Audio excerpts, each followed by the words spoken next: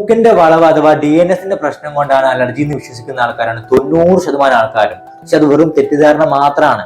കാലങ്ങളായിട്ട് നിർത്താതെയുള്ള തുമ്മല്, മൂക്കടപ്പ്, മൂക്കൊലിപ്പ് പോലെ അലർജിന്റെ ബുദ്ധിമുട്ടുള്ള ആൾക്കാർ ക്ലിനിക്കിൽ നിന്നും പറഞ്ഞൊരു കാര്യമുണ്ട്, ഡോക്ടറെ എന്റെ അലർജിന്റെ പ്രശ്നം എന്ന് പറഞ്ഞാല് എന്റെ മൂക്കിന്റെ വളവ് ഉള്ളത് കൊണ്ടാണ് വന്നിട്ടുള്ളത്. സത്യം പറഞ്ഞാൽ അത് വെറും തെറ്റിദ്ധാരണ മാത്രമാണ്. അതെങ്ങനെയാന്ന് ഞാൻ പറഞ്ഞുതരാം.